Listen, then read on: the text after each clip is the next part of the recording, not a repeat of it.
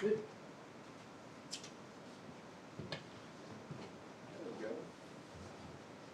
I think we're live on YouTube now. We're live now, huh? Yep. Hey, Justin. Hey. You just started by there? I started over there because the app wasn't working. Yeah, sometimes it's the Wi-Fi network, it's kind of confusing. Yeah, it's fine. And then the other one should just be ready to get started. Okay. Is this the sunflower zoning Yes, meeting? yep, yes it is. Okay. You got the right place.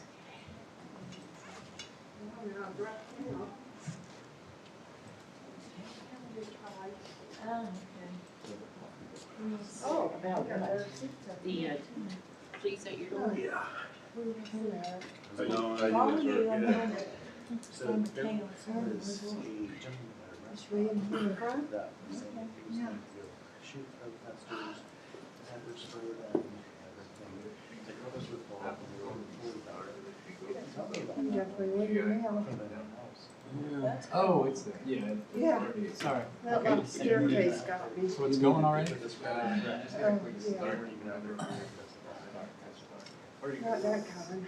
No, it's probably. Okay, so why weren't they there? Is this something for next time? No, it's downstairs. It's Downstairs. Just pay for security for them. You and I was in on that. Okay. Yeah, but you know, this is on. Yeah, oh, so you, oh, okay. They know, much people move, you know. Okay, No, so, You went to it sometime, Yeah. we went they to showed it. up at your house because it was See recorded, that thing. right, but they Yeah. have no proof. I stopped having the I gas. think we However, have they to had cut proof the seat to find out where we was going. that they did that. And then didn't even notify me. Okay. Maybe they got the wires crossed. We're supposed to notify you all. Okay, these yours? We went to West Circus. Somebody We when went I to first Circus. Oh, I started, know. somebody. Okay, And I'm gonna catch it later. I'll catch the review. Mhm. okay, I well, can only take so He much is to 2 years, 2 months, this year was when he was. yeah, we'll let him in. He's, about 100 pounds and. They get big, yeah. Come on. Yes, Lord, please. I keep telling him, Lord, we need help. So what happened is somebody was at a restaurant. Several people with guns and gas cans and everything else trying to fix him up. That's what, 4 tips down, He was. and they missed it. I don't want it to be like that. I don't want to get struck by lightning or something natural. Something that the Lord has to do. So he's got a martyr. And Yeah, they called the cops on him, and when he left before the cops showed up. And I just don't like how. And girlfriend moved to, Delaware. Through your private. is that the one that was staying there? No, they finally got it. Did they get a house? Yeah, they finally got a place down in Lewisburg. Oh, okay.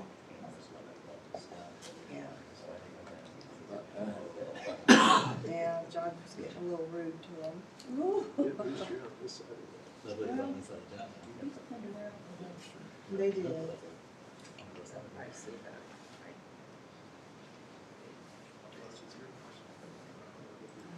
I got a cat. Oh, you did? Yeah, big old yellow tomcat. Okay, no, I had a new one last night, and it's really pretty. You know, the one we call it Valley, and I call it Fuzzy. Yeah. Well, it's kind of like a calico, but she's dark.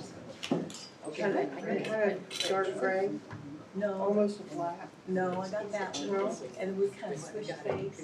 I Yeah. haven't seen it that close. This one she got, you may have had too, because it Yeah. just showed up. Yeah, and he adopted us. Well, then Yeah, see, I've got a house up there, little house on the front porch and everything. And you didn't look a possum gets in there. Yeah. So, Oh, here's my angel. oh, Baby's youngest, she just turned 3. doesn't seem possum. I know. I had a cat picture in here somewhere. They got nice like gray cat. Yeah, we've seen that one. There's all of them. Oh my word. Look how pretty she is. They just didn't seem like she should be. Yeah. Yeah, somebody said it was their neighbor's cat, was in over there, and they said, yeah, we got a yellow cat, this makes. If it was around, couldn't find anybody that's long, so we went and got shots and. Sure. Yeah. Got it. I can't get it. Oh, he's really, that looks like He is. Yeah, really He bad. got a bird earlier. He got a mouse during the night. The thing is, he brings them in the oh, house. yeah. He's proud of But it. at least they're dead. Yeah, he's proud of it. And I knew as soon as I got up, walked in the bathroom, or, yeah, it was in the hallway. I knew as soon as I walked in the bathroom, the rugs I were don't get it. all So this is. scrambled up. So I knew he'd been dead. He said he had waked me, woke him up all night long. I never heard it. But I walked out of the bedroom into the hallway, and there it was. So he tossed it outside. He was dead. So at least he kills them. The other cat used to eat them though. Well, this is great. This is good cat. The one guy is really, but he won't let me pet him, or touch him or nothing, so. Oh, tuna works. Needs a big fire tuna. Aww. We had a groundhog for a while. Oh, did you? Yeah, he got on, Googled it, how to get rid of it, and they said, put dog poop in the hole, in the entry hole, and it worked. He disappeared. You didn't want no dog coming in. There's all the doggies. Oh, those are your Those puppies. are mine. There's a great one. Oh, yeah? That's probably the one that we've been seeing, ain't it? Yeah, looks like it. They It's get been too around. cold for me to go out there and feed it. Nobody And knows. John says, I don't need it anyway. We went in the house already. Yeah. Well, it won't let us marriage. The county will. Oh, the neighbor next door to you, he said that they had a cat, a mom cat, and had babies, but they all disappeared. Coyotes. Oh, yeah. Yeah. They were close. Yeah, don't get that close. Oh, and that's Callie. That's Callie. Yeah, He comes over and eats every now and yeah, we got her from the shelter, adopted her, and the kids were out of the house when they was little. It was probably about 8 or 10 years old. They left her in the bedroom, shut the door, and I didn't know it. And it was pretty old. Yeah, I haven't seen that one. Oh, because I had to do it. No, we did see a cold season at one time. And it's long. Yeah. Oh, it's There's those buddies. Yeah, groundhog. Now, here's, I That's have, all he feels. I have that one for a while. Now, that's not, Now my feed comes up. He's got white on him. But he Yeah. was asleep for a little while. I was talking to the babies earlier. To maybe do. They were barking, yeah, they bark at me, I bark back at them. Yeah. Okay. It's a woodpecker, he's down in the feeder. He was flying in. Oh, that's cool. Isn't that cool? Oh, and we got a bird feeder that has a camera to it. The parameter.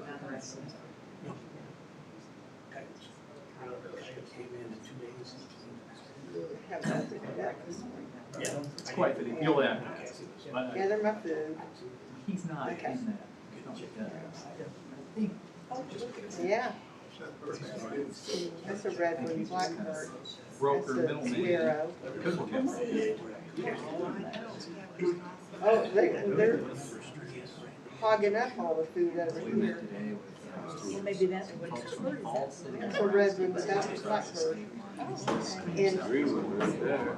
yeah, and it'll tell you, if you go here, it'll come up, they're on like rail and close to the Mississippi River. and you do identify with IA.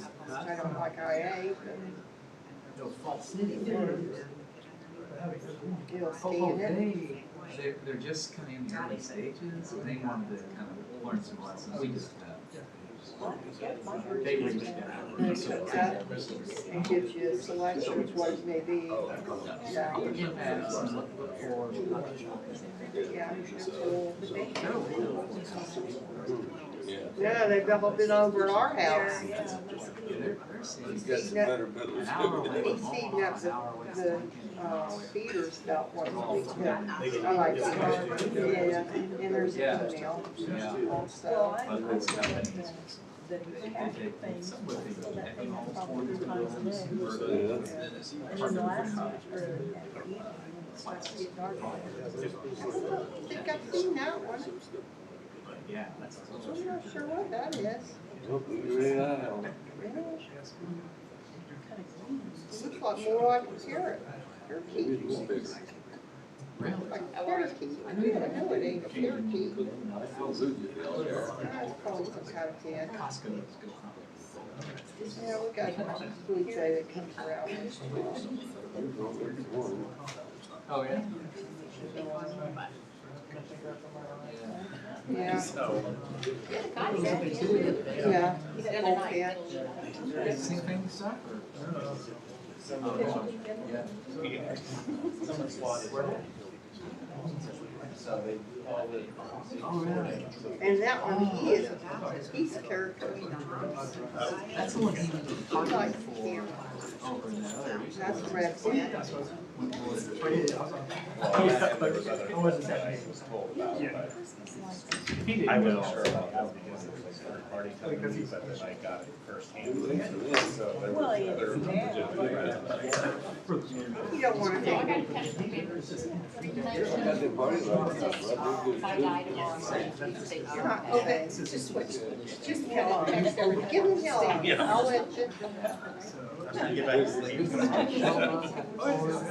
When it was supposed to be safe and sound. We've got a Christmas tree that has a Santa face on it and it sings,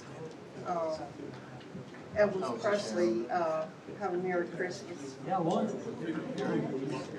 We brought that out, but we didn't put no batteries in it. We went over to Lori's for Christmas, so the kids had the Christmas tree over there. And Ashley, the one that, lost her boyfriend years ago, she's got a new boyfriend.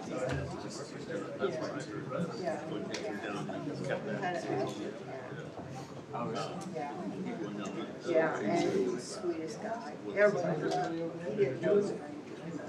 So that was about 3 years ago.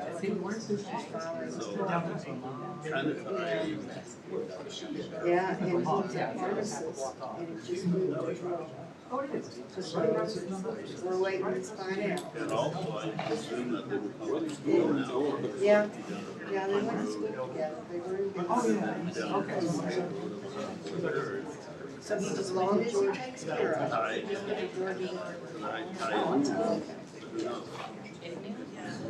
Made 2 trips down there already. And she got stuck in the ice storm. It took her 3 days to get back. She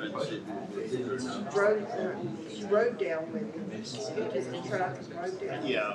And, went on Friday and the storm. That's your reason to get out of it. And she was supposed to come back in on Sunday. And her plane was coming in from Texas, which was getting a worse ice storm. For enough money. It ended up getting rescheduled today. It ended up getting Enough money to make up the delayed. about like. What was going on, so she canceled that, and she redid it for the next day, so on Wednesday, she had to play. Well, good evening. My clock says 6 o'clock. I'd like to call this meeting. The broadcast is now starting. All attending will be in listen-only mode.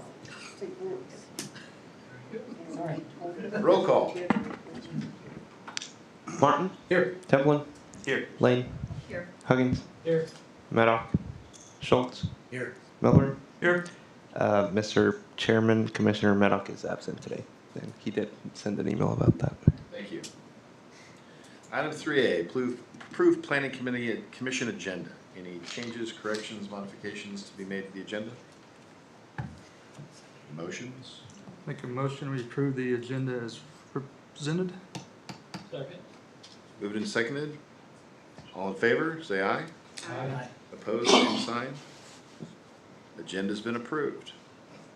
Item 3B, approve the minutes of the planning commission meeting held on January 27, 2026.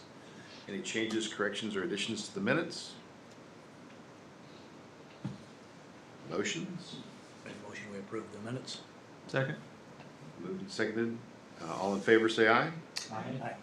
Opposed, same sign. Minutes have been approved. Item 3C, disclosure of conflicts of interest. Anyone have anything to disclose tonight? Oh, yeah, I have to excuse myself from 7B.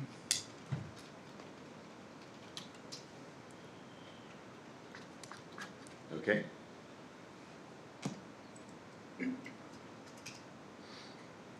Anybody else? Thank you. Item 3D, disclosure of outside communications regarding commission business. Anybody have anything to disclose? Okay. That takes us to item 4, call to the public. Members of the public who wish to address the planning commission regarding items not on the agenda may do so at this time. Any presentation is for information purposes only. No action will be taken. There's a 4-minute time limit. Anyone like to address the planning commission on matters not on the agenda tonight, please approach the podium, give us your name and address.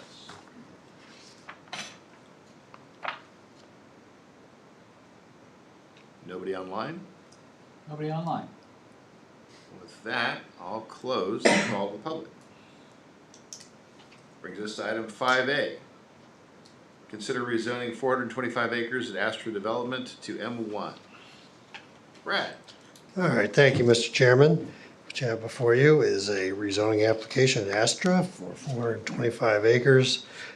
As you recall, a couple meetings ago, we rezoned about 1,100 acres on the west of Astor Parkway, and this area is just south of that, so this is an additional chunk of property that is being requested to be rezoned from RUR, which is the county's designated zoning, to M1, which has been pretty standard. This is the third rezoning request by Astra Development in this area. And it fits our land use plan, and it's consistent with all the other rezonings that we've been working on in the past. Really, there isn't much difference from the last meeting time that we talked about this. I'm not going to belabor you with all the details that we often go through with these things. I did just want to point out on the map itself, you can see that M1 area that is west of Astor Parkway. And then this tract is under consideration is the one that's just south. We did go ahead and send out notices, even though it really was outside the 1,000-foot area. There are a few homes along Evening Star and actually a little bit farther to the west, but I felt it was more of a courtesy just to let people know what was going on. Did put a sign up out there as well. As you can see, there's a lot of information in your packet. Once again, this site has been cleaned up. It's ready for development. We have been working with the extension of sanitary sewer utilities, road improvements. All these things are in the works for this area. A lot of that is funds coming from the decoupling of the railroad, which KDOT bought rights out and is now committed to improving road networks within the site itself. So with that, I'll stand for any questions you might have. If you want me to go through the details of the staff report, but I think we've kind of understood that this is going to be large lot chunks of developable property in the light industrial zoning district. And that's exactly what we've been talking about for 5 years now. And this is where things come to fruition. This first step in the development process. So with that, I'll stand for any questions you may have. So Brad is just looking through the staff report of the 12 elements of the golden criteria. You have suggested positive in favor of 11 and neutral in favor of 1, correct? Yes. Okay. Any of those anyone wants to take issue with?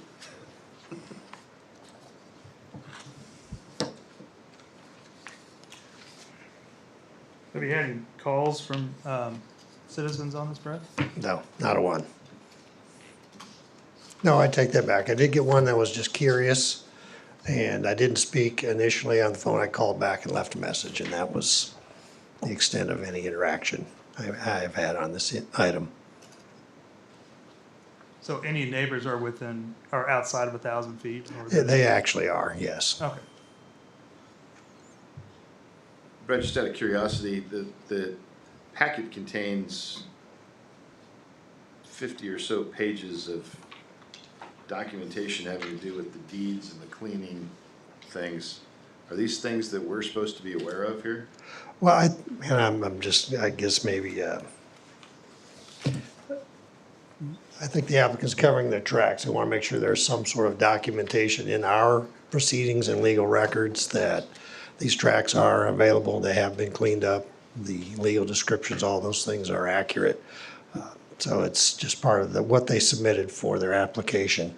Now, I didn't print it all out for the couple commissioners that do request hard copies, but I thought it was important. It's part of their application, and that's the point they're trying to make. The reason you submitted it was because that was part of the application? Yes. Okay. I didn't know if you were asking us to opine upon whether we agree that these are clean.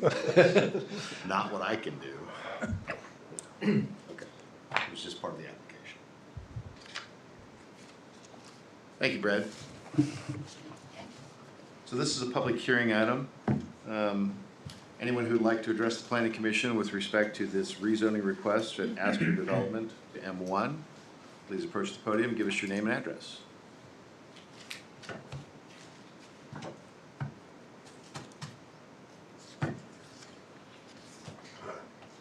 Mike, I assume no one's online?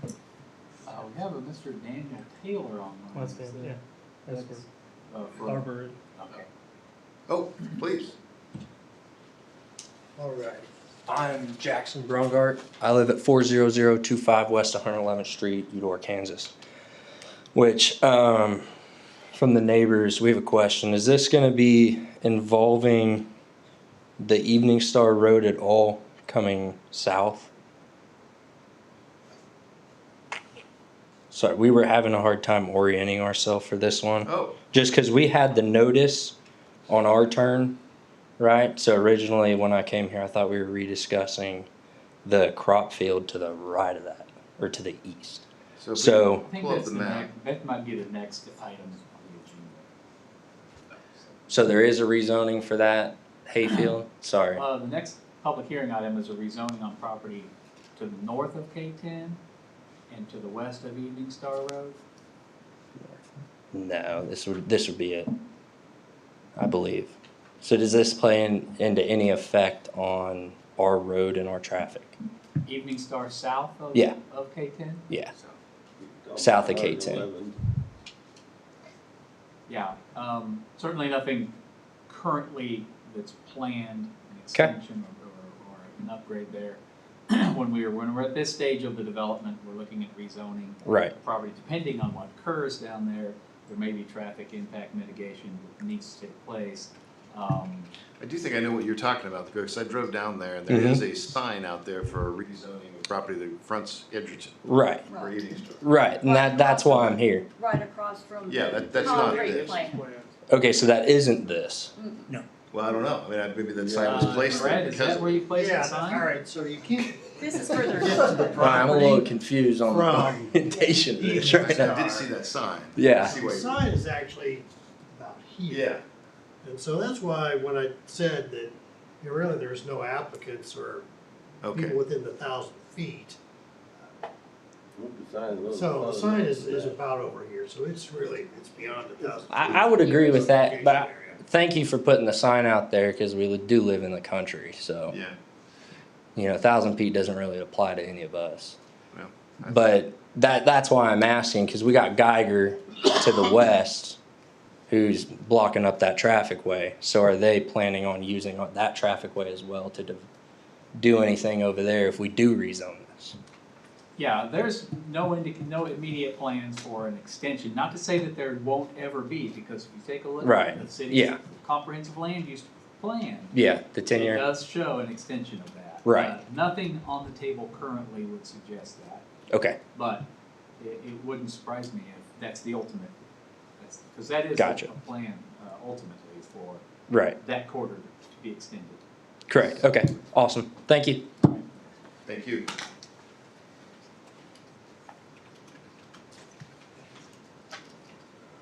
Anyone else like to address the planning commission at this public hearing?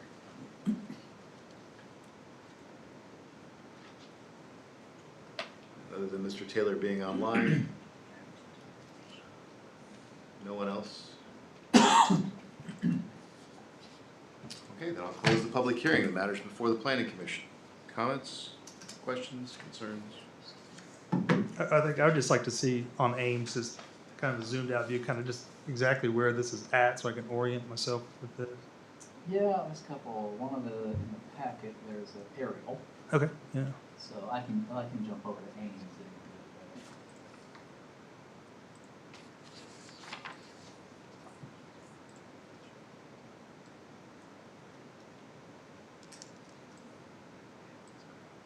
So this property.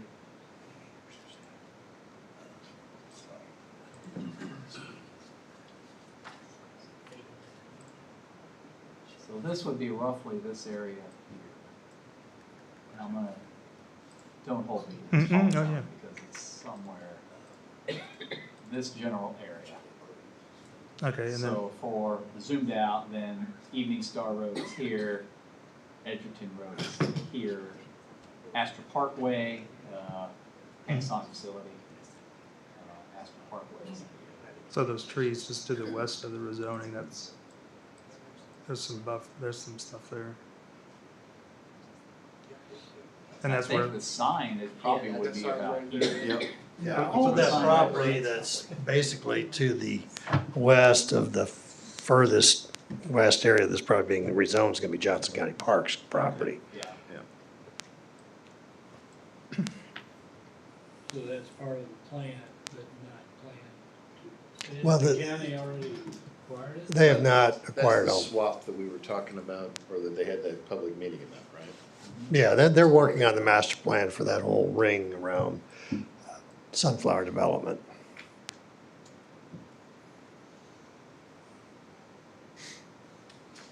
Is this in the area where they were talking about a solar panel farm?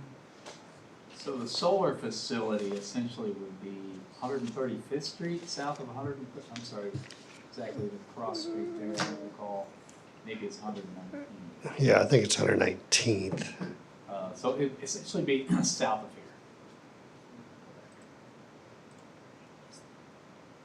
In the north line of this rezoning, 119? So the solar, proposed solar would be south, South of yeah. South of this. this.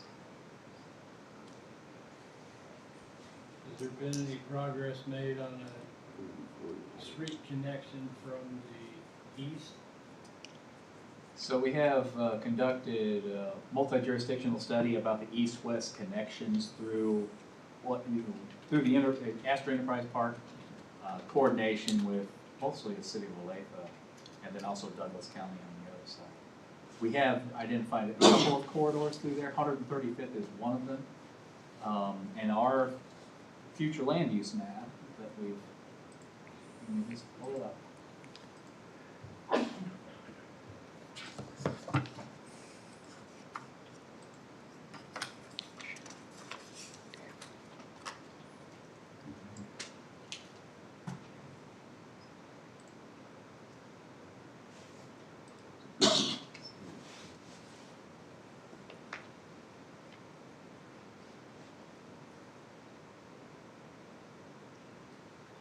So we have shown those connecting corridors. So one's College Boulevard, 111th Street, the other's 127th, and then the last one's 135th. With 127th, what does it tie into, or is that coming, right now, that's a dead-end street.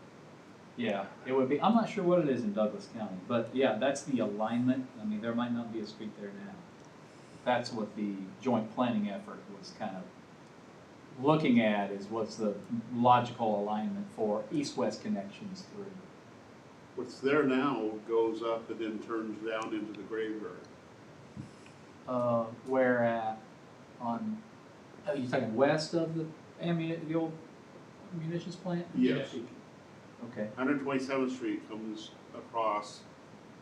Okay, And, well, we vetted a lot of that out during that process. These alignments are pretty broad brush lines on the map.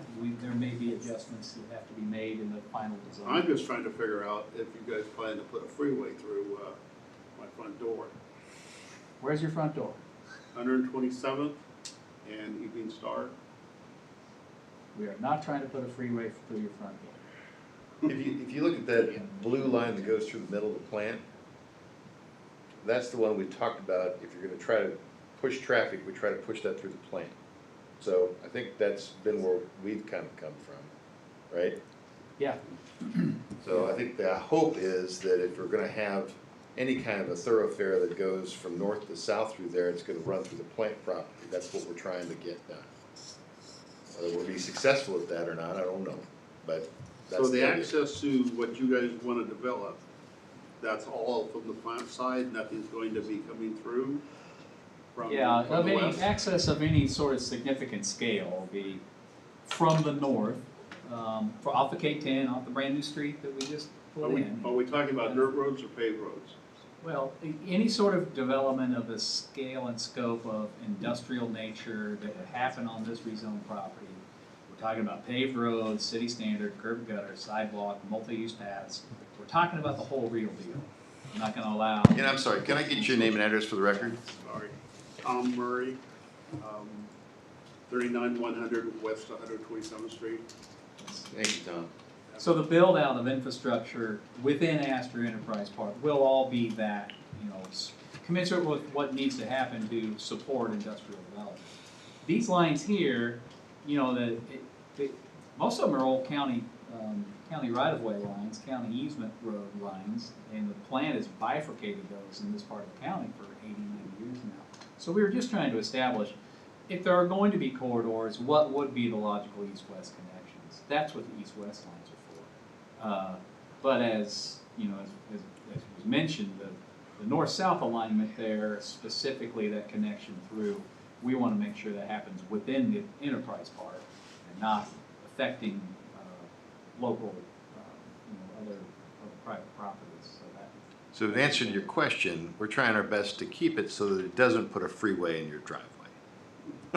The idea is that it's gonna run through the I have plant. an easement running north-south, Evening Star Road that cuts off part of my property to begin with. Totally understand. And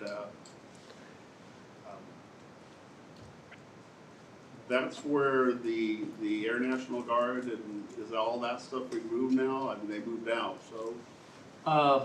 I'm not sure about Air National Guard. So the Well, Army National presence Guard. is long gone. Really, the military presence. It's private owned. It's owned by a private. The whole 9,000 acres.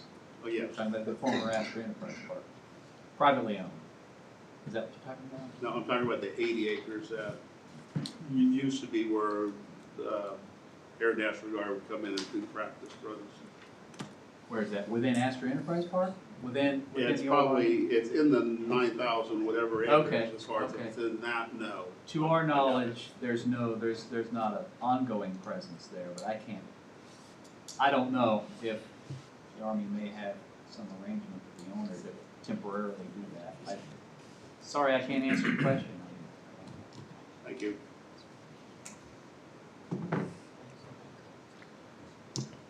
Any other public comment? Okay, now I'll close the public hearing. Matters before the planning commission. I think the request follows the future land use plan. It's a great spot for the zoning. It's been cleaned up, getting utilities to it. It's got buffer on the west side with the parks coming in. I think it's the right spot for it.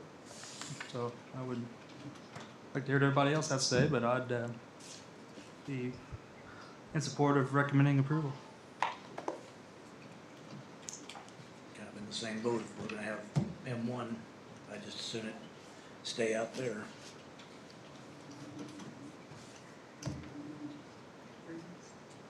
Motions? Based on staff's professional opinion, following the golden criteria, I make a motion to recommend approval of the rezoning of 425 acres at the southwest corner of Astor Parkway and 119th from RUR to M1. Second. Moved and seconded. Any further discussion? Roll call. Schultz, Yes. Milburn, Yes. Huggins, Yes. Lane, Yes. Templin, Yes. Martin. Yes. Motion carries. Thank you. Brings us to item 5B, consider rezoning of 78 acres at 10070 Evening Star Road to C2. All right, thank you, Mr. Chairman. Recently, the City Council annexed these two tracts into the City of DeSoto, and the applicant, G.W. Weld, has asked for consideration to be rezoned to C2. Before actually, it's probably 3-4 months ago, we had another rezoning by same applicant, owner, same process they went through, was requested to be annexed into the city. The City Council agreed, and we had a public hearing on, actually at that time, we had apartments that were being considered R3 and then also commercial development. Ultimately, the R3 was withdrawn and it was rezoned to C2. And so this is, again, a request now to rezone these 78 acres, which is north of K10 Highway along Evening Star and to the west. So you can see the tracts under consideration on page 2 of the staff report. And you can see where the areas of property that have been annexed. Currently, the C2 areas, people were talking about the Geiger concrete plant, that's south of K10 along Evening Star, and that's on that C2 tract down there. This tract is north of Evening Star Road and does have access to the road itself, Evening Star Road itself. There is a homestead on the property in the, get all my directions straight, on the southwest corner of these tracts. They've been row crops for quite some time and has been in the county as a RUR, rural residential tract. Just go quickly through the zoning compatibility factors. We did have this type of a fairly lively discussion previously in the Planning Commission when we talked about the R3 and then also the C2 in this area. This is one of the steps in the development of property. You've got a major highway running through an area, a lot of development going on. It's been part of our land use plan for quite some time to have these areas, especially on the interchanges, shown as commercial development. So it is consistent with our future land use plan, recognizing the fact that there aren't any utilities, particularly in this area. It's not ready for development, but it is now within city limits. It's within DeSoto's governing area, and the applicant has requested a change from RUR to C2. Once again, this is an area, it's growing, it's turning into an industrial center, it's an employment center. So you'll certainly see a lot of these types of issues that come up as the areas change from rural residential to a more developable, a more intense type of use. As you can see, Mr. Chairman, you brought up the golden criteria. The one thing that I did give it a negative on is the utilities, the lack of utilities. The road network needs to be improved. We talk about this a lot, but site plans with lighting studies, making sure the traffic impacts are minimalized. Photometrics are part of that. So with all that information, staff is recommending approval of the change to C2 in this area. It is, once again, I did say it's consistent with our land use plan, and the only negative is the utilities in the area. So it's not ready for development yet, but it's that first step in preparing for what comes next. So with that, I'll stand for any questions. I didn't get any direct comments on this from anybody, the residents in the neighborhood, when we sent out letters and also put out the signs for this location. But I did assume that there would be comments at the public meeting tonight. And a lot of those comments and concerns have been brought up previously, so I think we're all well aware of concerns if we've gone through several of these rezonings, not just here, but other parts of town, that the change has not been looked upon particularly favorable by the residents of the area. And you also have that county-city kind of dynamic as well. So we try to accommodate as many people as best we can. Thank you, Brad. Questions for Brad?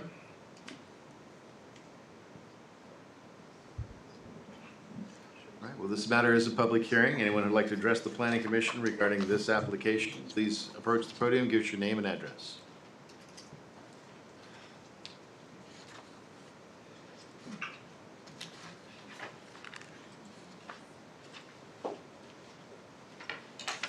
Good evening.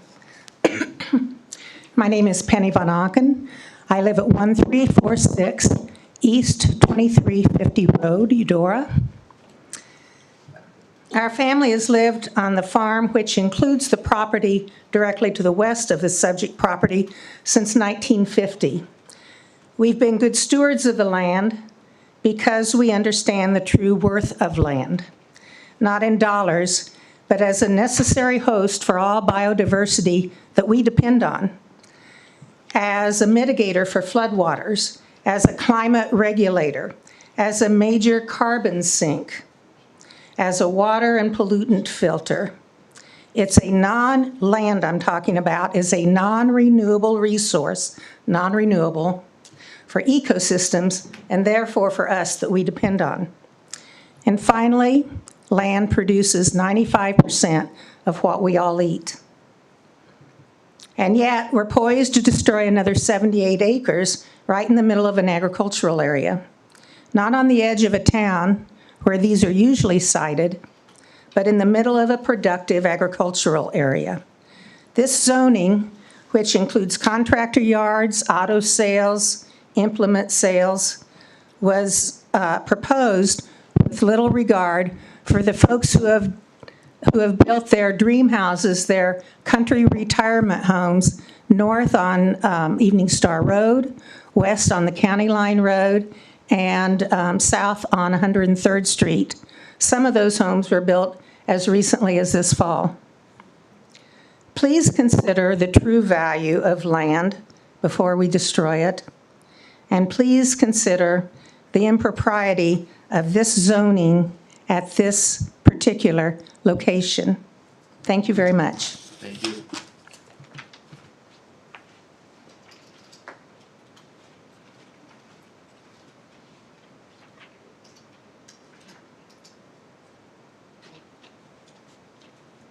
I'm Megan Russell. I live at 9945 County Line Road. I've fought a long, hard battle to get out here into the country to enjoy the peace of my family farm. And this butts right up to the T-score, which is where I was raised, grew up there, and I've now come back to retire. Built a very expensive, small, but a very expensive custom home. Tiny little corner of that on County Line Road. I'm getting so much light pollution already from the Amazon plant or warehouse. Light pollution is horrible. Also, our field is not row crops. It will disrupt that. We have livestock on that land. It will be disruptive to have businesses there where we're trying to house livestock and, grow beef and things for this country and help out other farmers who also need space for their cows because land is just disappearing everywhere. And I know I wasn't at the last meeting, so I'm not sure what was proposed then, but I just thought as a brand new resident of Johnson County, it was very hard for me to get a permit to build there because there are no utilities. They could barely support one more home on that water line, so I wouldn't say that there's any structure for big, like you said already, industrial building, park type places. So consider the fact that it's livestock that you're butting up against. It is not row crops, it is not invaluable. And I fought long and hard to come back just to be run out by light pollution and progress. I plan to live in this home for the rest of my life. ADA compliant, all the top floor, everything, and plan to hand it down through my family. And I have 2 children and a grandchild involved as well. So my grandparents who started this have been stewards all these years so that we could do this, and now it's being destroyed and eaten up, and I can't change it, but I just thought I'd let you guys know that's where I live. I live there. I grew up there. It's important to have a place to have our livestock. It's not like you're disrupting corn with these buildings and this light pollution. There are animals on that land too, and us humans, all the neighbors and everything that are right there. Right next to me is also a farm with cattle, my neighbors. So it's not just humans that have to think about the progress and we have to accept it, but it's livestock that we need as a country to grow our own beef and things like that, not have to rely on another source of food from somewhere else. So this was my first addressing of you guys, so I'm not sure what else was said, but I thank you for hearing me. Thank you for talking. And thanks.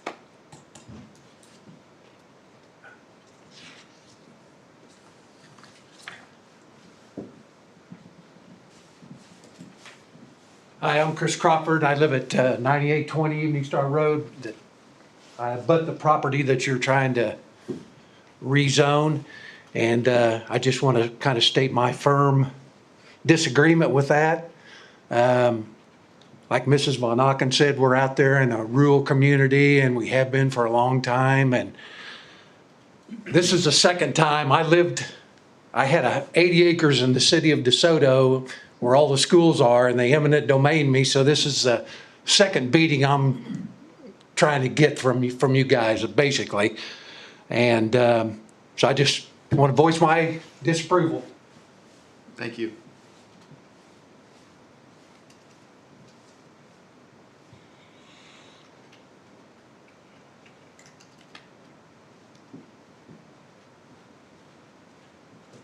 How's it going? Jackson Brungart, 40025 West 111th Street, Eudora, Kansas. I own property to the south, but I was here, I think, about a year ago in front of you guys for the Geiger thing. We've all been affected by your guys' commercial rezoning and then the upgrades to DeSoto. It's great for DeSoto, but do any of you guys own land out there? You guys see the light pollution that's happening, the people that are actually affected by it, the people who come up to you, voice their reasoning. We own it out there. We see it every day. You know, you guys can't control much, but we deal with the construction, the loud noise. Some of us own livestock, some of us don't, right? The livestock also take into effect for them. But ultimately, while there's few of us that live south of that, we're affected by Geiger every day, parking their vehicles in and out for all the development that's going up over there, right? Blocking the access ways. Trust me, that's been a fight in itself. I don't want these people to have to go through it. So please don't rezone this. Keep it rural agriculture and let other generations of family start their country living out in DeSoto. Keep all your development south and to the east. Thank you. Thank you.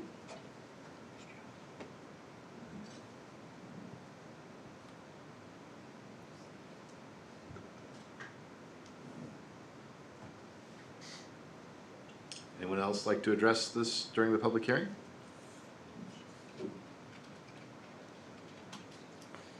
No one online?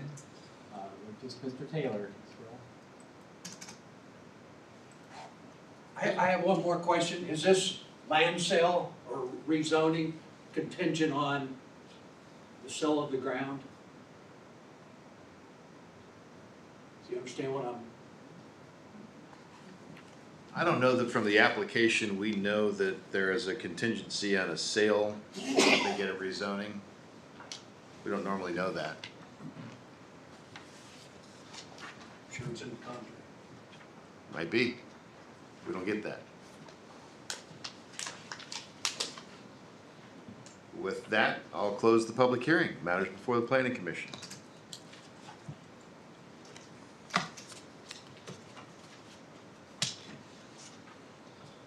Can you pull up the future land use plan for me, Mike, or Sure. Brad? Yeah.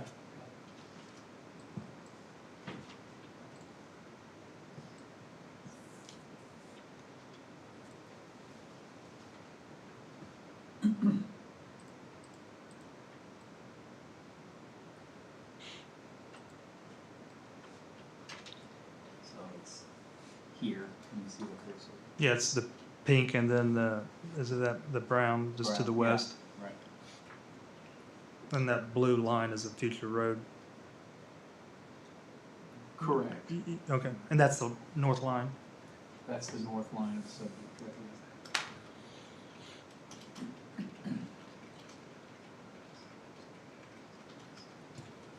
And that pink that's commercial? Yes. And the brown would be multifamily.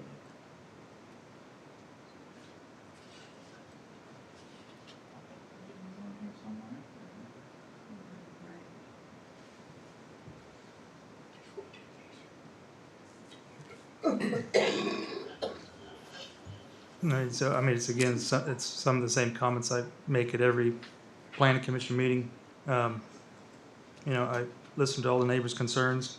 I feel for the concerns of the neighbors. But again, this is a corner on a major highway. It's got great access north and south. There's development on the south side of K10. Utilities are in the area, can be extended. And it's unfortunately been shown on the future land use plan as commercial and multifamily. And it unfortunately leads to the development of commercial and type development in this area, in that corner. So 2 points. One is the future land use map has a portion of this designated as commercial and another portion designated, I assume. We probably did that to create some sort of transition between the commercial and the neighboring properties. Yep. They're asking to rezoning the entire thing as commercial. Yep. So to a certain extent, it's not consistent with the future land use map. For the benefit of the folks in the audience as well, the future land use map was developed with a couple of criteria in mind, one of which is that commercial development should be pushed towards the interchanges, so that we don't have commercial pockets that aren't away from that. So this is generally consistent with the theory that if you're gonna try to have a planned development, as opposed to just letting things happen wherever they happen, you wanna put some guidance to it. And so one of the guiding principles is commercial development ought to be near those interchanges. I know that doesn't help you if you built your dream home right back up against an interchange. I get that, but that's kind of where it goes. Family land. So, you know, I'm with you in that I think that it's consistent with the overall plan is that we do have commercial around there. I think that not unlike the last time we did a rezoning affecting the property across the street, buffering is an issue, and what commercial uses we're gonna have and whether those are gonna have sufficient buffering to the other existing uses so that we don't make it impossible for those folks to enjoy their property, that's a big issue. So I do question the wisdom of rezoning the entirety of this tract to commercial. I do think it's certainly appropriate as consistent with the land use plan, but beyond that, this is kind of a bigger ask, and maybe that's worth looking at. Yeah, and again, it's the same, I hear you, Chairman, but it's also the same comments that, you know, this is a land use question, and then once they decide what they want to develop there, you know, they got to submit the site plan, Gotta have landscaping, concerns with the lights, you know, we gotta make sure there's no light trespass on other properties, so we're still gonna see those other plans come through. And I do hear you, Chairman, that we do need some type of buffering.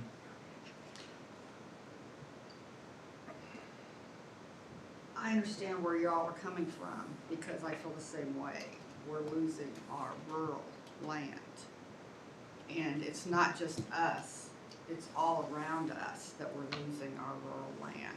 And what may have looked good before and may look good on paper is like, we do want to concentrate it, and I understand that. But at the same time, we can't give up all of our natural resources, because like was said earlier, once they're gone, they're gone. We can't get them back. We'll never get them back. So I would disagree with the rezoning. I've got a question, on this future land use map, there's some DeSoto City limit lines shown. Are those accurate? No, this has been, the subject parcel's been in this. So they're 6 months old. Mr. Chairman, if I could, first of all, I wanted to address the property sale issue. When the application was turned in, the owners of the property signed the affidavit approving that their property. So the applicant at this point did not own the property when it was, the application was submitted. However, the owners of the tracts had signed the affidavits, so they're well aware. That's a big part of what we make sure is happening, is the owners of the property know that they're in agreement that these properties are being considered for rezoning. And I guess the other thing I might just say about the C2 and the R3, when we look at different densities and hierarchies of development, and we go from M2, M1, basically C2, and then R3 is just right below the C2 as far as density.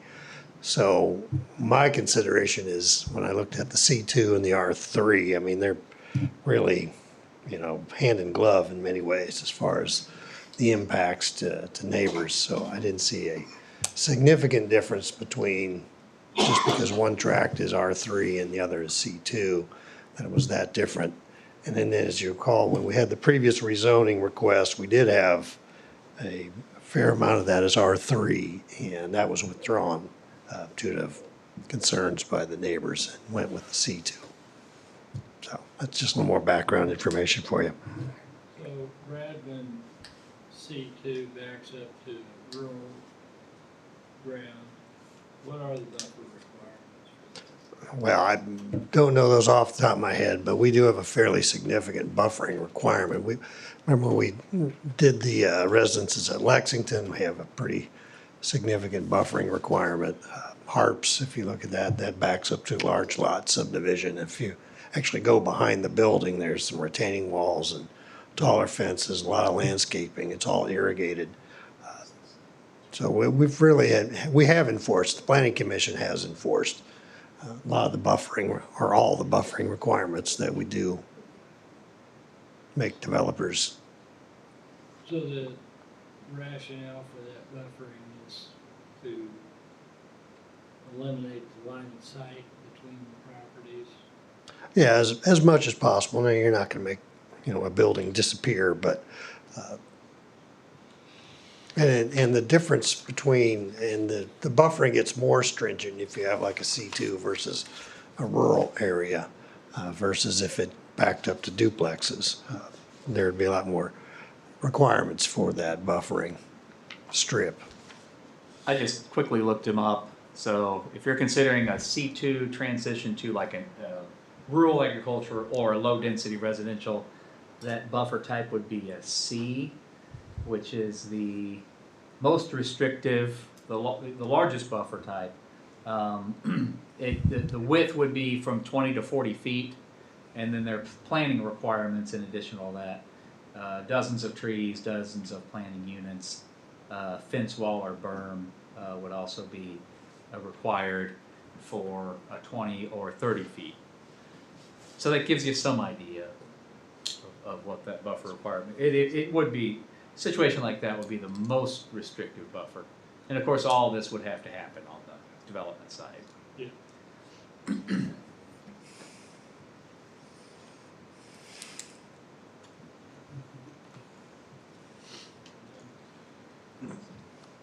You know, what troubles me about this, and we just haven't done it, is I hadn't really studied it.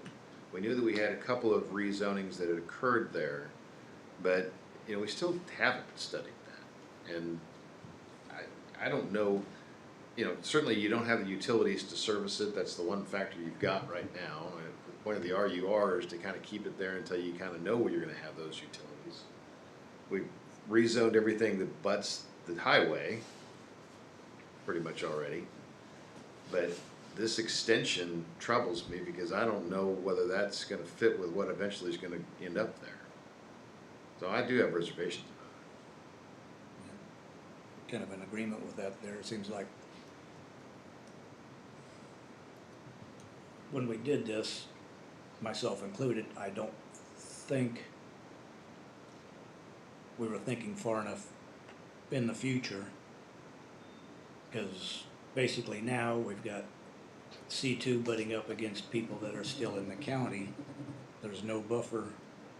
And irregardless of what the photometric plans say, there's no way you're gonna keep the light pollution out of this. Panasonic and the warehouse are perfect examples of that. You can see the Panasonic glow from Olathe.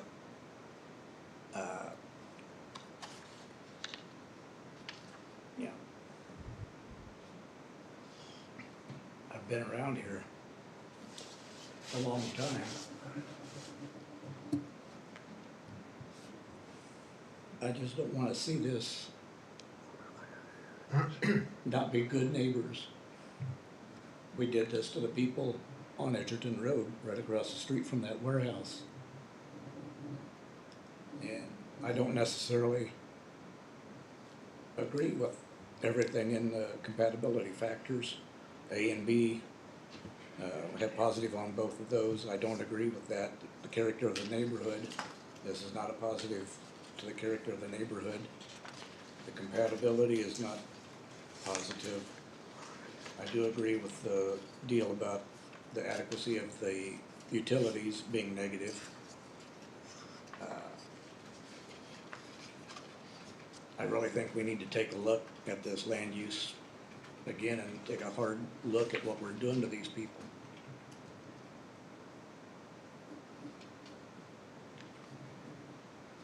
So based on that, I would not be in favor of rezoning this. And this is important, so you specifically disagree with the findings on A and B. Yes. And you emphasize the finding in F on the negative for having systems, services to it, utilities to it. Just because you have to make a record here. You gotta make a record here, because you gotta make specific findings. I disagree with A and B and agree with F.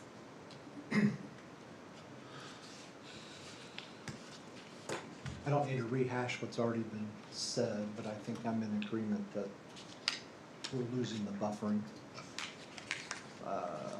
We had the transition in there for a reason at one point.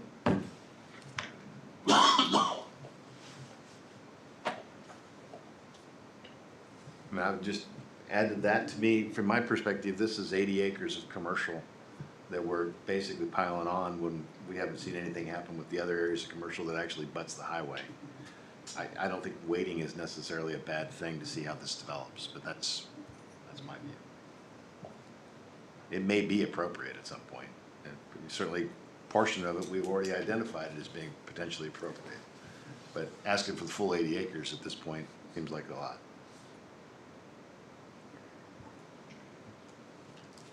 I guess the only thing I would add at this point, Mr. Chairman, is this is probably the toughest decision that planning commissioners have to make, is when you have these types of issues where cities are expanding and you have to make judgment calls on when and where things happen. But part of the thing that, you know, my job is to look at is, well, the overall community doesn't benefit. And that's one of the charges of weighing the few against the many. And once again, it's not a fun decision to have to make. But, we are a nation of laws and property rights, and the owners have submitted to this potential request. So that carries a lot of weight with myself. If the owners didn't want to have this done, we wouldn't be here tonight. So I think that's also going to be part of your consideration. But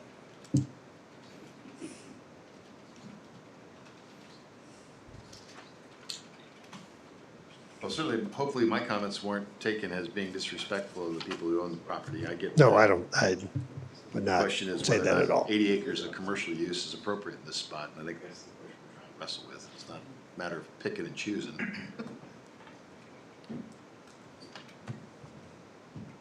other comments, questions, argument? I would, my crystal ball doesn't work very good, but I would guess that a piece of property this close to 10 Highway someday would be appropriately zoned commercial. Without the utilities there, without the density of potential customers surrounding it, I think it's gonna be a long time. So, tell them to buy it at this location. And I would say it's premature at this point, but I would probably agree with the majority of the board that it's not something that's warranted now.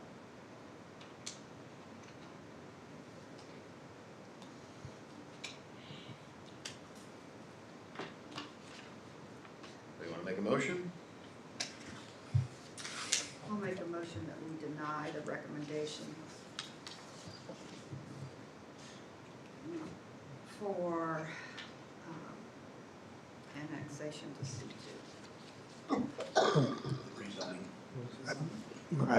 We need to have a couple specific reasons, not just, Can I offer Yes, please. specifically because it's inconsistent with item A in the staff report, finding that we disagree with that, and finding we disagree with item B in the staff report, and with the fact that we're influenced by the negative finding on F. I think that summarizes what you said, John, and I think it kind of gets to your point too, is you don't think it's ready for it yet, so that's F. How's that sound? Patrick, okay with that? No. Well, I was just gonna, just for clarification, this is a recommendation to Correct. the city council. Correct. So for everybody in the audience, the planning commission makes the recommendation. The city council will actually take this item up. Most likely, unless we get a withdrawal from the applicant, that'll be on March 19th. That's a Thursday night. So the council will actually take the recommendation of the planning commission and make the final decision on the rezone. and that meeting's 7 PM, not 6. 7 p.m., not 6, yes, thanks. Motion's been made. I'll second. Second. Any further discussion? Roll call. Schultz. The yes is voting for the Yeah. denial. Yes. To Yes. the, Yes. Oh, Milburn. no. Huggins. Yes. Lane. Yes. Templin. Yes. Martin. Yes. Motion carries. Thank you. And thank you all for coming tonight. I do re-echo Commissioner Huggins' comments that at some point, this is probably gonna be appropriate for commercial development. I do think we probably owe it to everybody to take a good look at how that's gonna happen. And this was an awfully big bite, so thank you for coming. Thank you. Okay, item 5C. Consider text amendment to zoning regulation for allowable uses in an M1. All right, thank you, Mr. Chairman. As Mike brought up our last meeting, there's been some activity as far as auto manufacturing potentially at the Astra Enterprise Park. And we did have a little bit of discussion at the meeting last time.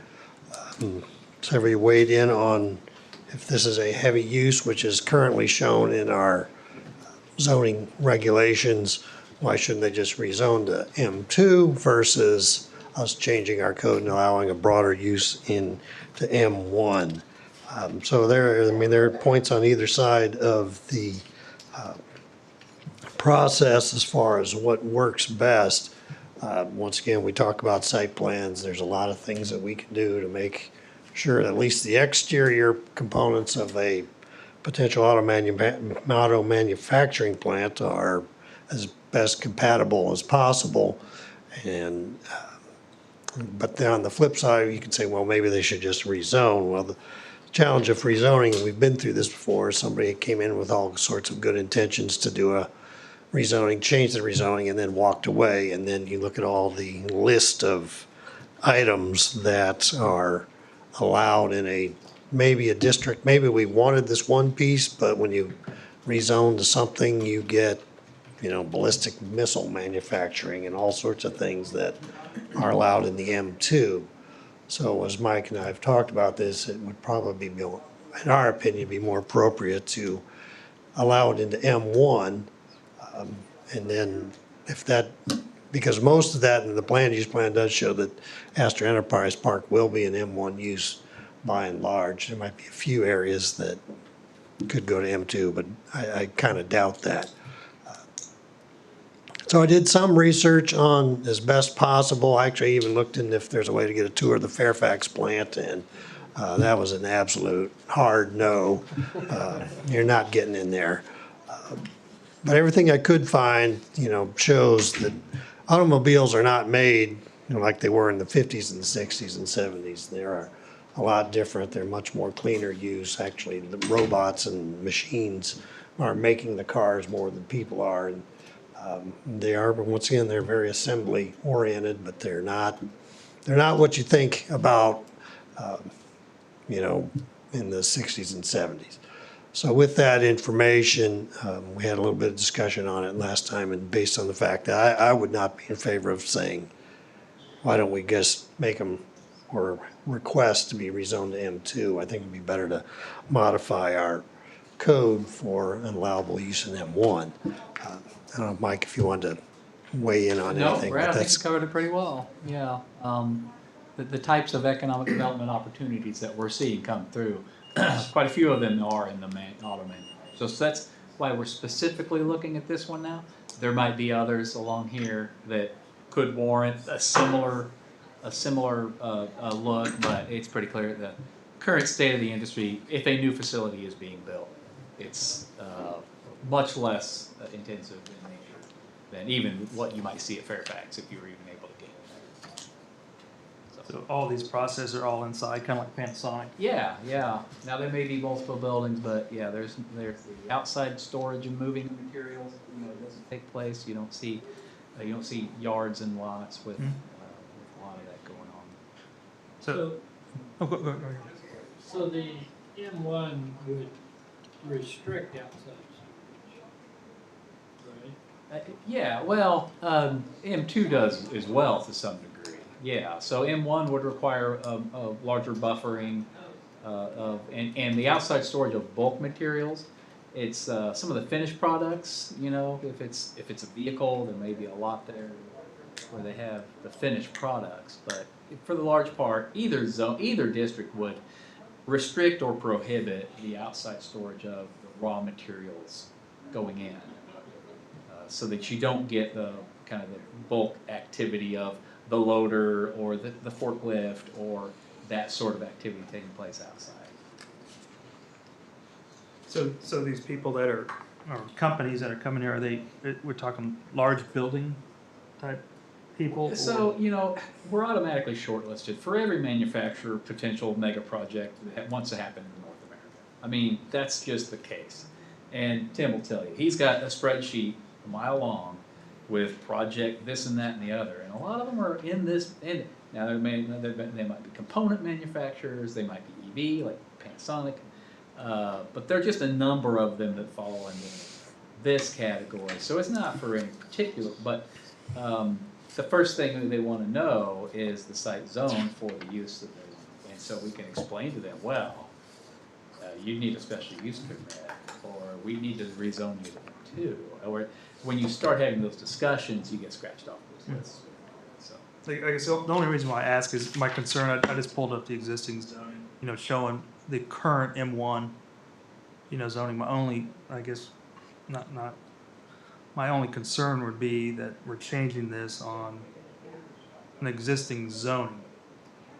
You're right. And that's why I was asking, like the existing zoning, there's a lot of restrictions, down by the river.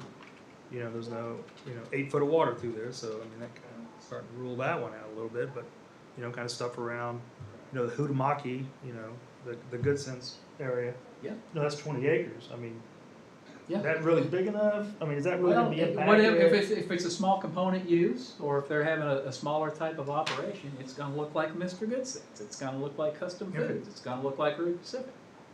Those are just fine there. I mean, that's what it's going to look like. That said, if you permit this, there's nothing that says it's gonna look like those. And if it's in that category of use and they don't have the modern technology that do as you suggested, they're gonna be allowed to do it, right? The use, yeah. Well, we still have the M1 restrictions on site planning with buffering and screening and things like that. We do have those controls, obviously. I guess I just don't want to say that we're going to try and pigeonhole these people out to Ashland. All the existing zoning, I'm just trying to look at that in my own head. If it's a 10 acre, something like Panasonic, it ain't going to fit north of 10. So, of course not. No. Yeah, so those are, I'm not going to say protected, but it won't work on those. A change like this won't impact those existing zones because the building won't fit. True, of that scale. Yeah. But there may be opportunities for like small components, small portions. All they do is build the little widget that goes in wherever. That's a possibility. They need a little 30-acre site somewhere, and they plonk it next to, put it next to rear. Again, I think the argument holds. I think at least the recommendation is that this particular type of manufacturing would be appropriate, even with neighbors around.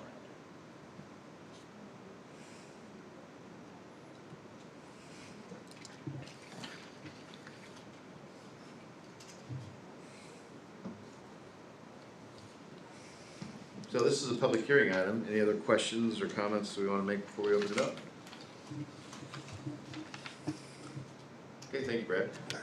Matters before the Planning Commission for a public hearing on the amendment to a zoning regulation for allowable uses in the M1 district. Anyone like to address the Planning Commission on this? Please approach the podium, give us your name and address.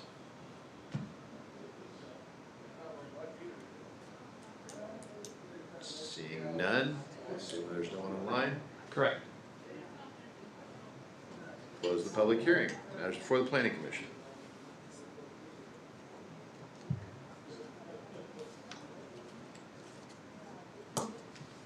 So, Brad, these would be permitted uses?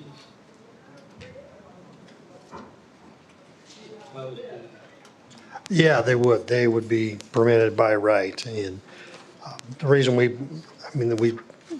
as you recall, Mike had a little bit broader list on the previous meeting as we talked, that we thought we would just be more specific and keep it towards the motor vehicle manufacturing, and then, some components potentially for that body and trailer and parts as well. So then any business that doesn't fall within those 3 categories, it's still a special use permit. Yes.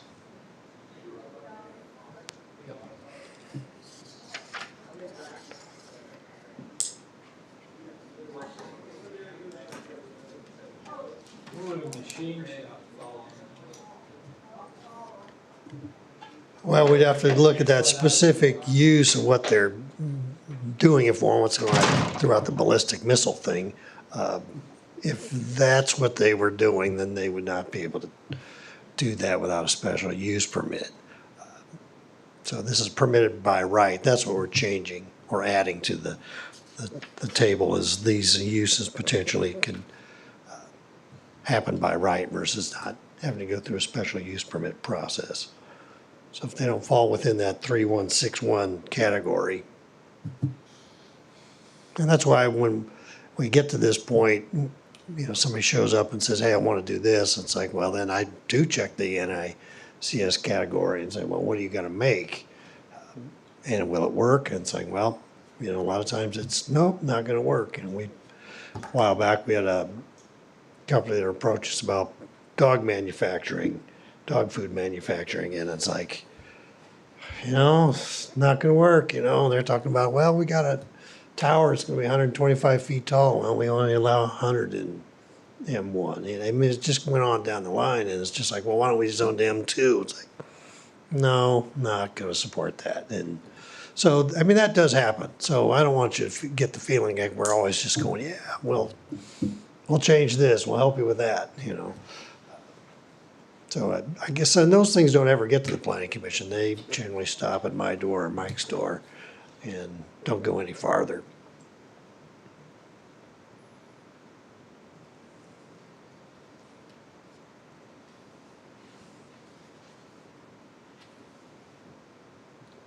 Well, I guess my view would be, you know, it's not so much the business as it is the environment or what it does to the environment.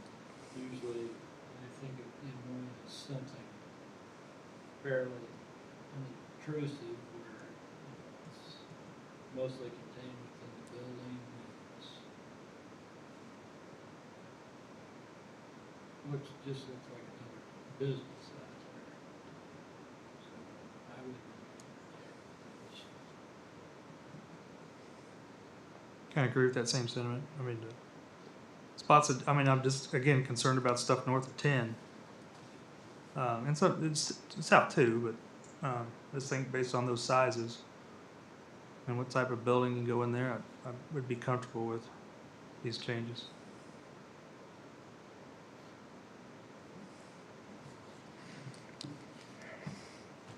Any other comments? Motions? So we're recommending approval? Yes.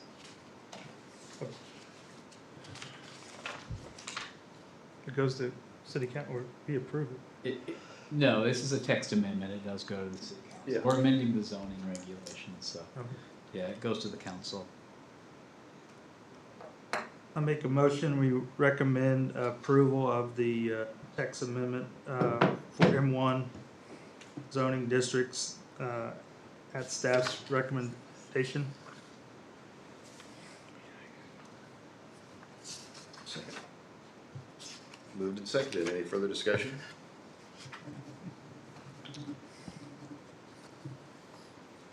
Roll call. Martin? Yes. Templin? No. Lane? No. Huggins? Yes. Milburn? Yes. Schultz? Yes. Motion carries. Thank you. Item 5D, consider text amendment to zoning regulation for tree plantings in rural subdivisions. Okay, well, hopefully this will be an easy one, I'm hoping. We can all just relax a little bit. We've had some tough decisions tonight before you. We talked about this a little bit last time, and it came up during the preliminary plat and the final plat, that the applicant with a large lot, rural subdivision, didn't want to have the trees, 40-foot spaced, and felt it'd be better, more conducive to a rural subdivision, rural area, to have the trees massed in areas. So you've got language in front of you that says we'd still require the same amount of trees, but we'd give the developer the ability to, like I said, mass them together and have groups of trees versus just kind of like lollipops in a row. One thing that I did want to point out, Mr. Chairman, is that Patrick, of course, looks at the details. And we don't actually use the term rural subdivision. So it comes up in the rural street section. So that's what we need. The motion, if you're going to recommend approval, is to have a rural street section allow for massing of street trees versus a rural subdivision.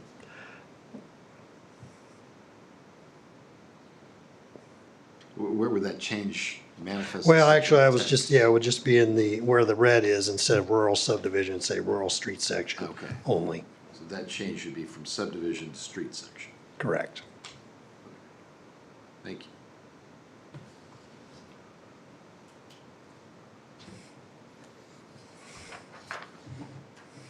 Well, you've witnessed this discussion. Does anybody have an objection to this? No objection. Further discussion? Okay, well, it is public hearing, Mr. Chairman, so. Oh, that's true. My bad. I'm sorry. Public hearing matter. Anyone who'd like to be heard on this, please approach the podium and give us your name and address.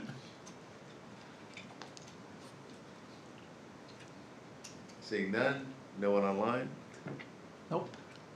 Close the public hearing. Matters before the commission. I support this change. Supported. Motions? I make a motion that we accept the street tree plantings to be grouped alongside the frontage of the rural. Street section. What's the tree required will still equal the street length divided by 40, As recommended by staff. as recommended by staff. Second. Moved and seconded. Further discussion? Roll call. Milburn, Yes. Schultz, Yes. Huggins, Yes. Lane, Yes. Martin, Yes. Templer. Yes. Motion carries. Thank you.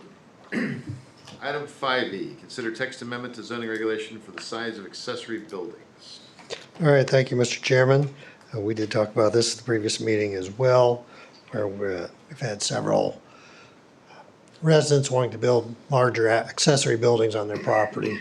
And they were all, the ones that have come before myself and then also with the building official's office is 5 acres and more. So tinkered around with the square footage or the maximum size for the 5 to 10. As you can see, we've got this sort of number for the previous acreage size plus a 300 square foot per acre to increase that size. And so we've increased, or the recommendation is to increase that to 4,700 square foot for the 5 to 10. And then we really couldn't come up with a maximum for the larger, met the zoning requirements, but I felt I wanted to go a little bit farther than that, than just, you know, I mean, you could build right up the edge of the building line or the setback line, which could be a fairly large structure, and wanted to have another set of eyes, so to speak. So I added, must comply with the zoning district setbacks and requires site plan approval by the planning commission for the 10 and up. So there's no max, but they do need to bring it before the planning commission for a site plan evaluation. On any size or anything above 4,700? On any size. Well, the asterisk only applies to the 10 last one, plus, right? Yeah, it's just the 10 and up. Yeah. So you wouldn't have to come for a site plan for the rest of them. Right. But I guess if a 10-acre tract, they only want to put up 1,500 square foot building, would they have to do a site plan? That's a good point. I hadn't really thought about that. So maybe it could be over 4,700 and over would be, Mhm. then they'd have to come back for a site plan. Then maybe we want to clarify that.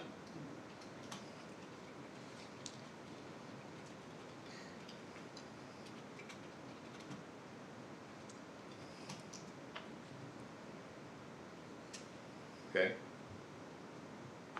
Any other questions for Brad?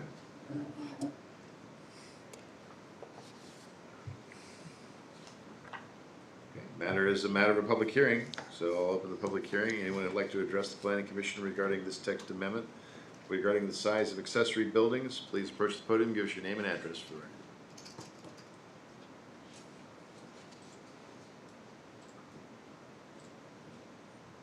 Seeing none? Anyone online? Don't think so, sir. Looks like Rick Odo is online. I don't know if he's wanting, but I've. Yeah. Okay. Thank you. I'll then close the public hearing, the matters before the planning commission. So we have one recommendation to clarify the 10 and over acreage, and that it's only for structures greater than 4,200 square feet. Is it 4,200 or is it 4,700? 40, structures over 4,700 square feet have to come with a site plan. Yeah. Okay. Any other comments? Edits? Complaints? Why are you looking at me? I know you, Milburn.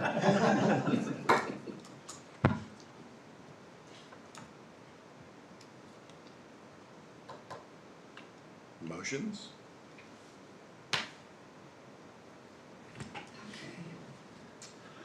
I make a motion that we approve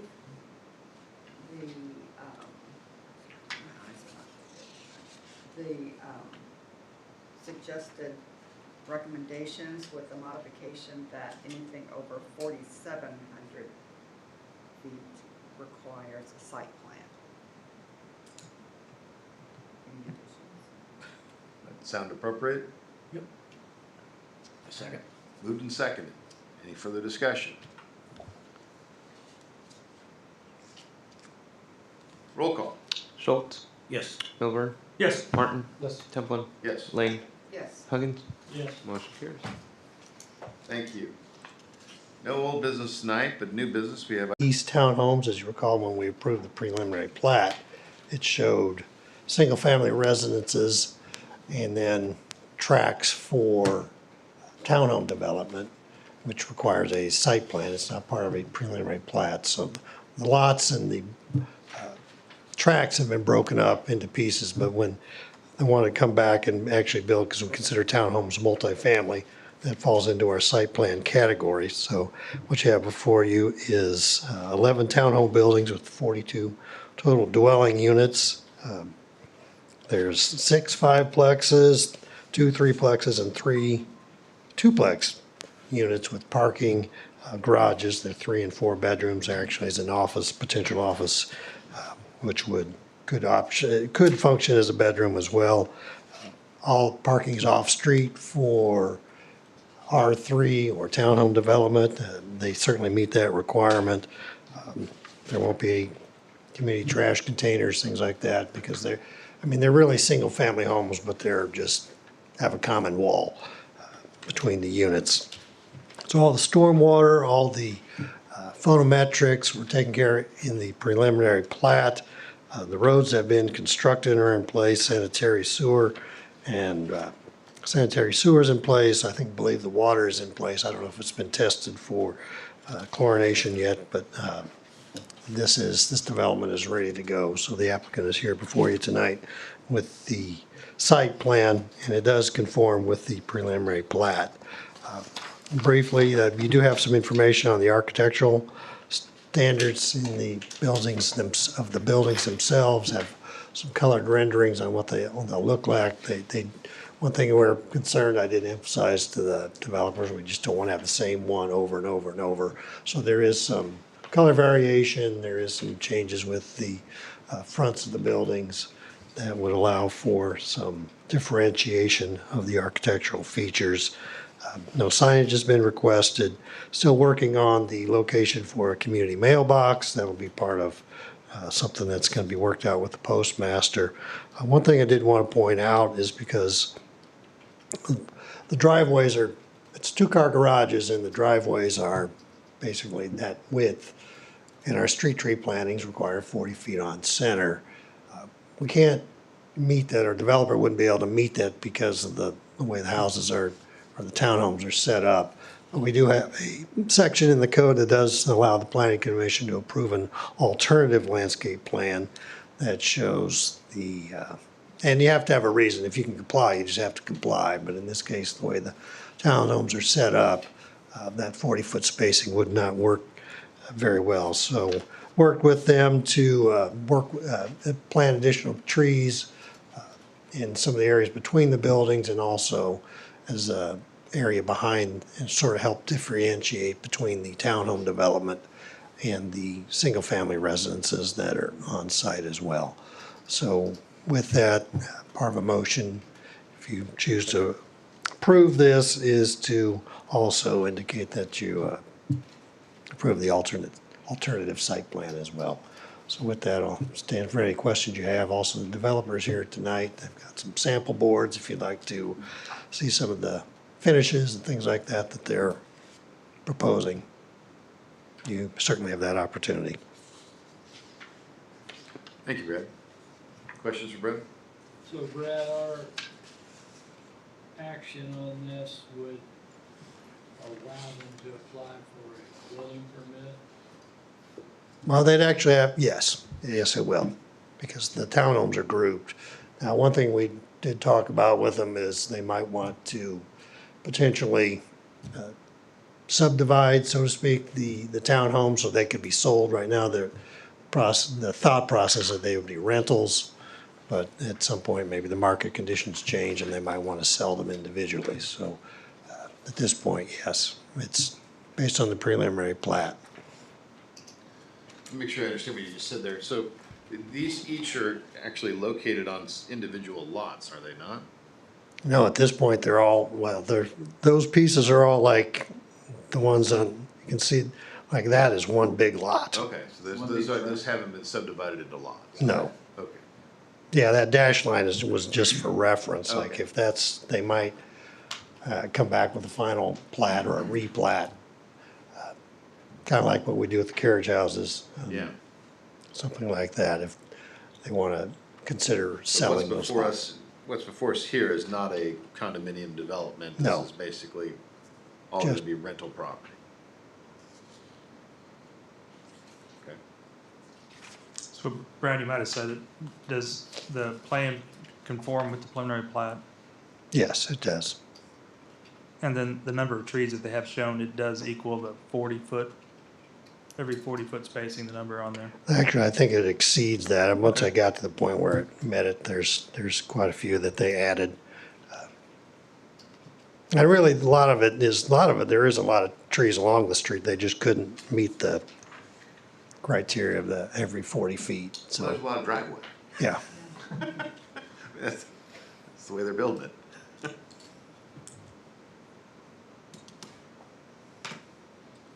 And Brad, you talked about some variety and I just see one type of facade. I think what he means is the variation between the. Yeah, that's in the packet further back. It's actually towards the end, this picture here in your packet. That every building that has. And this is not just how these three will work. I mean, they can be mixed and matched. So that's just some of the different types of looks that you can get.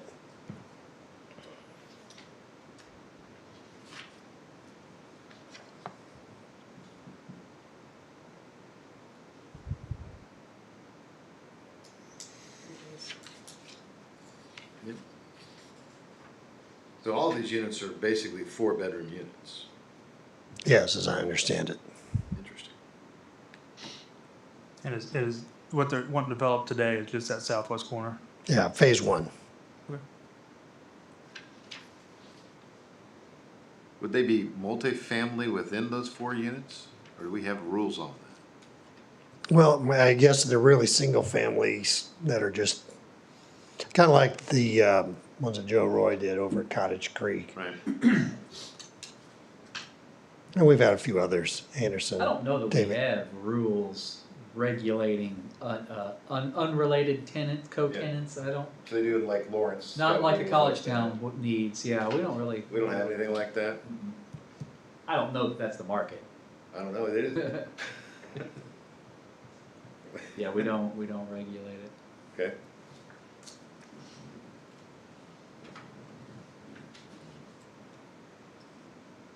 Other comments, questions?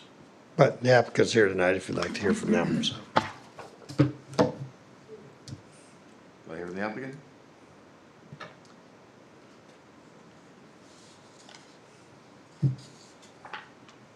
I I'm not seeing anybody saying they want to hear from the applicant, so what comments you have, what motions, what do you want to do? I mean, it conforms to the preliminary plat. Based on what Brad told me about the landscaping, they're adding more landscaping than what's required.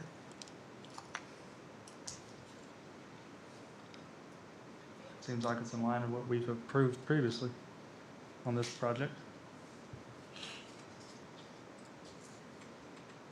And this is an approval by the planning commission. It is.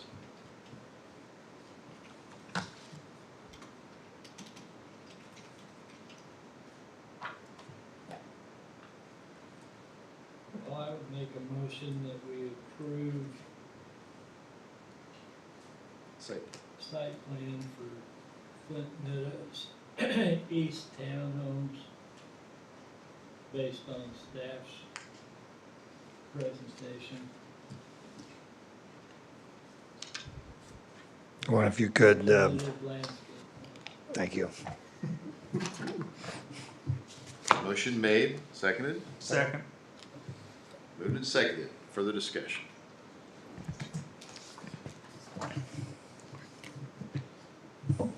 Roll call? Templin, Yes. Lane, Yes. Huggins, Yes. Martin, Yes. Milburn, Yes. Schultz. Yes. Motion carries. Thank you. Commissioner Milburn, I think you said you had a conflict on this next one?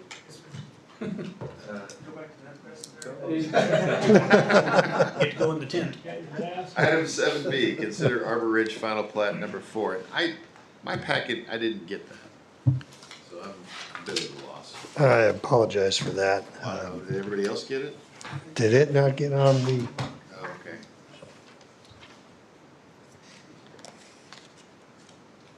Okay, Brad. all right, well, what you have before you is Arbor Ridge, the fourth plat. This property actually is a planned development, still part of the original development that was part of, was approved, I guess, in 2005. So I did include the development plan that was approved back then for reference. Now, there have been some tweaks as it went from finishing up phase one to phase two and then phase three, and now we're ultimately at phase four. There's only some real slight differences. There's only one additional lot from what was originally proposed. The street system, I think, is better than what was proposed initially because there's a lot of short cul-de-sacs and just seemed to be a little bit more choppy to me. This flows a little bit better. Then additionally, the applicant is here tonight. That was Rick Odo. He's online. But they own the property to the south, and they're looking to continue the Arbor Ridge subdivision. Now, that'll be in a R1 or an R2. It's actually zoned R1 right now, so that'll carry on. The PD will stop with this development here, but I don't think you'll see any significant change between how the homes look and how they'll operate and the subdivision themselves. But once again, we're just talking about phase four of Arbor Ridge, and it is consistent with the original development plan that went through a, like I said, planned development process. It was a public hearing, and we are now just finally, 20 years later, ready to get to the phase four. Now, there are some issues with the sanitary sewer that are being worked out, and they're in concert with the Grotto development as far as up at K10 and Kill Creek. The sewer line will work its way through here, but like I said, the time is ready and the applicant is ready to move forward with public improvements as best possible to this area and start building. So where is the sewer connection for this? It's gonna go, it's coming up the creek? Well, so most of this area, it will already drain to a sewer line that's kind of down in this draw. Okay, so they use But the the end of this cul-de-sac is gonna be reliant on the sewer line that's being run for Okay. the Grotto development. Just that portion. right It's along the kind of creek. just, I'd say about maybe a dozen lots up in this cul-de-sac. Okay, the rest of it can go through the sewer main that's It's already already there. there, yeah.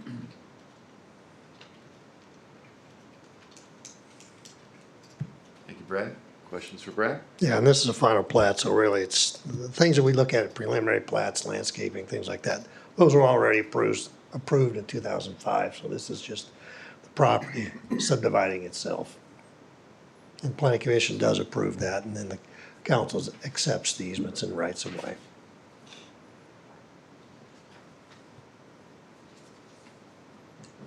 Any other questions for Brad? Anyone like to hear from the applicant? Questions for the applicant?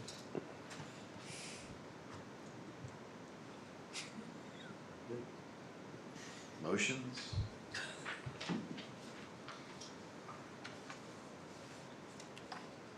I make a motion that we approve the Arbor Ridge 4 plat as presented. Second? Second. Moved and seconded. Any further discussion? Roll call? Martin? Yes. Templeman? Yes. Lane? Yes. Huggins? Yes. Schultz? Yes. Motion carries. Thank you. I believe that concludes our agenda for tonight. Unless anyone has an objection? Okay, motion to adjourn? So moved. We are adjourned. Thank you. Maybe have to say it to all this. Appreciate it, sir.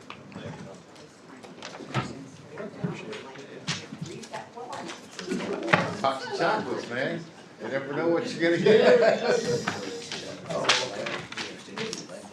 Pretty much it. We're either gonna lose